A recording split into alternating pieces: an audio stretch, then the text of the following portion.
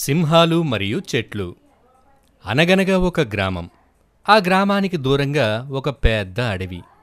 ఆ అడవిలో వేల కొద్దీ చెట్లుండేవి. అందులో 2 చెట్లు చాలా మంచి స్నేహితులు. ఆ అడవిలో ఇంకా బోలెడు సింహాలు, ఇతర జంతువులు ఉండేవి. ఆ సింహాలు ఇతర జంతువులను చంపి తినేవి. అలా తినగా మిగిలిన జంతు కళేబరాలు కుళ్ళి అడవంతా దుర్వాసన వచ్చేది. ఒకరోజు మిత్రులైన 2 చెట్లు ఇలా మాట్లాడుకుంటున్నాయి. మనం వాటిని ఈ అడవి నుండి కాపాడాలి. ఆ సింహాలను ఈ అడవి నుండి తరిమేయాలి అంది ఒక చెట్టు. సరే అంది మరొక చెట్టు. ఆ పక్కనే ఉన్న మరొక ముసలి చెట్టు ఈ 2 చెట్ల మాటలు విని ఇలా అంది. ఆ సింహాలు ఈ అడవిని కలుషితం చేస్తూ ఉండొచ్చు, కానీ ఆ సింహాలు లేకపోతే చెట్లు కొట్టేవాళ్లు అడవిలోకి వచ్చి మనల్ని నరికేస్తారు. ఆ సింహాలు ఉండడం వల్లనే ఎటువంటి కట్టెలు కొట్టేవాడు ఈ అడవిలోకి రావటం లేదు అని అంది. కాని ఆ 2 చెట్లకు ఆ సలహా నచ్చలేదు. ఆ 2 చెట్లు జంతువుల్ని భయపెట్టాలని నిశ్చయించుకున్నాయి. ఆ రోజు సాయంత్రం ఆ 2 చెట్లు భయంకరంగా ఊగడం ప్రారంభించాయి. ఈ దెబ్బతో అడవిలో సింహాలు భయపడి ఈ అడవి వదిలి పారిపోతాయి. ఇక అవి చచ్చినా తిరిగి రావు అని గట్టిగా నవ్వాయి. ఆ నవ్వుతో అడవి మొత్తం ప్రతిధ్వనించింది. ముసలి చెట్టు వారిని వారించింది. కాని ఆ 2 చెట్లు వినలేదు. అవి అటూ ఇటూ కదులుతూ పెద్దగా శబ్దాలు చేశాయి. అడవిలో జంతువులన్నీ ఆ శబ్దాలకు భయపడిపోయాయి. ఈ అడవికి ఏదో అయ్యింది, పదండి పారిపోదాం అని అన్ని జంతువులు అక్కడి నుండి పారిపోయాయి. ఆ చెట్లు ఆనందంగా గడపసాగాయి. అయితే వాటి ఆనందం కొద్ది రోజులు మాత్రమే ఉంది. కొద్ది రోజుల్లోనే ఒక కట్టెలు కొట్టేవాడు ఆ అడవిలోకి వచ్చి చెట్లను కొట్టడం ప్రారంభించాడు. ఎందుకంటే ఇప్పుడు ఆ అడవిలో ఎటువంటి సింహాలు లేవు. మరింతమంది కట్టెలు కొట్టేవాళ్లు అడవిలోకి రావడం మొదలుపెట్టారు. అప్పుడు ఆ ముసలి చెట్టు ఇలా అంది. త్వరలోనే మనల్ని కూడా నరికేస్తారు. ఆ 2 చెట్లు తమ తెలివి తక్కువతనానికి ఏడ్చాయి. కొన్ని రోజులకు ఆ 2 చెట్లు కూడా నరికేయబడ్డాయి. కట్టెలు కొట్టేవాళ్లు పెరగడంతో అడవంతా నాశనమయ్యింది.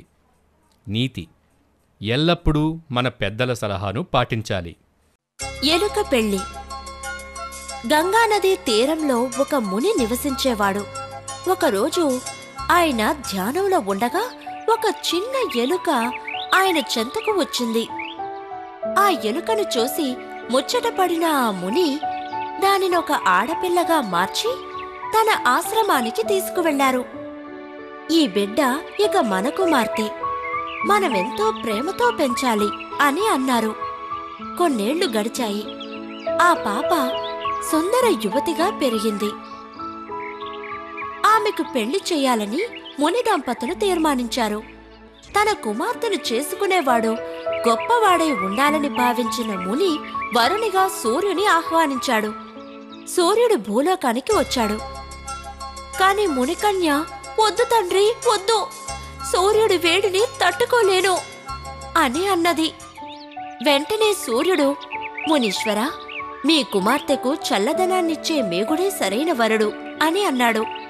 వెంటనే ముని మేగుడిని ఆహ్వానించాడు. వద్దు తండ్రి, వద్దు, ఆయన ఒక చోట నిలవక సదా సంచరిస్తూనే ఉంటాడు అన్నది. వెంటనే మేగుడు, అలాగైతే ఒకే చోట స్థిరంగా నిలిచే పర్వతమే ఈమెకు తగిన వరుడు అన్నాడు. వెంటనే ముని బలిష్ఠుడైన పర్వతుడిని ఆహ్వానించారు. తండ్రి, అతడు చాలా కఠినాత్ముడు, అతడు వద్దు అన్నది మునికన్య. అందుకు పర్వతుడు, కఠినమైన నన్ను కూడా తొలిచి రంధ్రం చేసే ఎలుకనే ఈమెకు తగిన వరుడు అన్నాడు. వెంటనే ఆ కన్య సంతోషంతో గంతులు వేస్తూ వివాహానికి వెంటనే సమ్మతించింది. మునికి ఇప్పుడు అర్థమైంది. వెంటనే ఆ కన్యను మరల ఎలుకగా మార్చి 2 ఎలుకలకు వివాహం జరిపించారు. ఏ గూట చిలక ఆపలకే పలుకుతుంది. పావురాల తెలివి. ఒక పావురాల బృందం ప్రతిరోజు పొలాల్లో ఎండబెట్టిన ధాన్యపు గింజలను తింటూ ఆకలి తీర్చుకునేవి.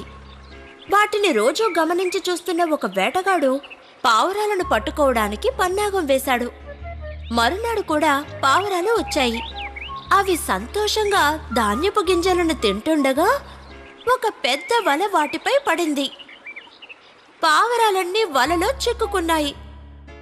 అయ్యో, మనమందరం వలలో చిక్కుకుపోయామే, ఏం చేద్దాం అన్నది ఒక పావురం.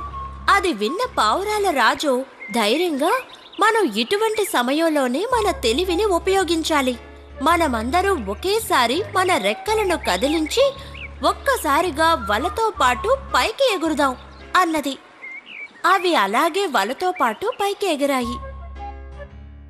అవి తమ మిత్రుడైన ఎలుక వద్దకు వెళ్ళి, మమ్మల్ని కాపాడు, నీ పదునైన పళ్లతో వలను కొరికి మమ్మల్ని విడిపించు అన్నాయి. ఎలుక అలాగే చేస్తాను అంటూ వల కొరికి వాటిని విడిపించింది. పావురాలన్నీ ఎలుకకు ధన్యవాదాలు తెలిపి హాయిగా ఎగురుతూ ఆకాశంలో మాయమైనాయి.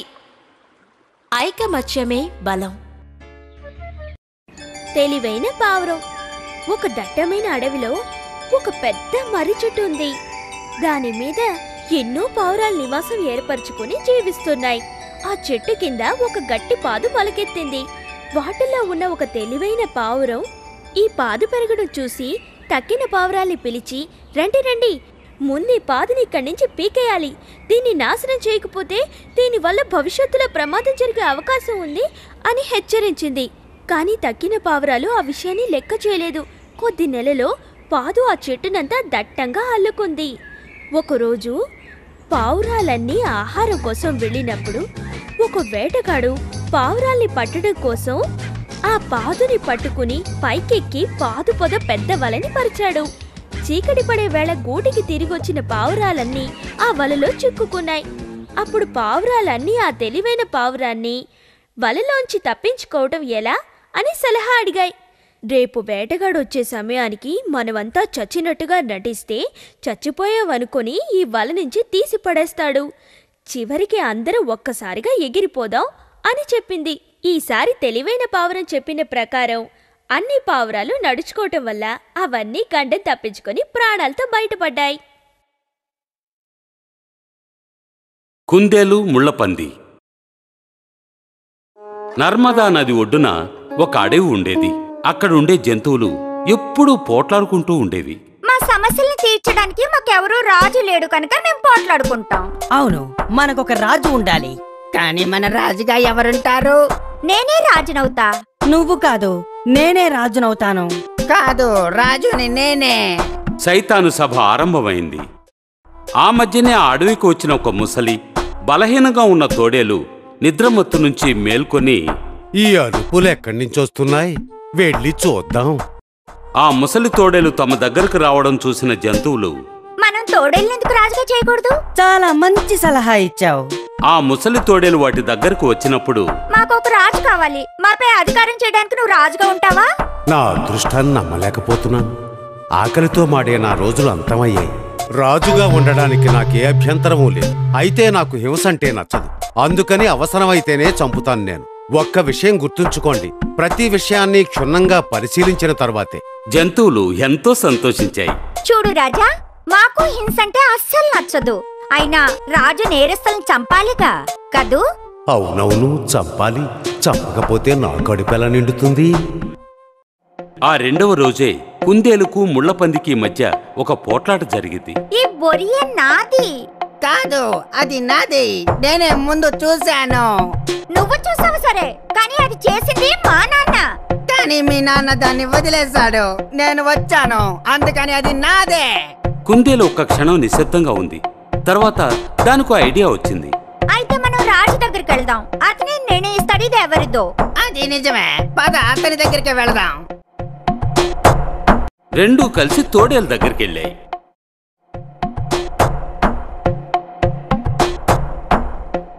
మహారాజా, మాకు న్యాయం కావాలి. న్యాయమా? ఏమైందేమిటి? రెండు జంతువులు ఒకేసారి తోడేలుకు విషయాన్ని చెప్పడం మొదలుపెట్టాయి. ఒక్క నిమిషం, నేను ముసలివాణ్ణి, సరిగ్గా వినపడదు. నా దగ్గరగా వచ్చి విషయమేమిటో వివరంగా చెప్పండి. అనుమానం అనేది లేకుండా ఆ రెండు దాని దగ్గరకు రాగానే అది వాటిపై దూకి వాటిని తినేసింది. అప్పుడు మిగతా జంతువులు వాటి ప్రాణాలు రక్షించుకోవడానికి అక్కడి నుంచి పారిపోయాయి. మనం అపరిచితుని మన సమస్యలు తీర్చమని ఆహ్వానించడానికి బదులు మనమే మన సమస్యలను తీర్చుకొని ఉంటే బాగుండేది కదా. నీతి: మీ సమస్యలను మీరే పరిష్కరించుకోవాలి.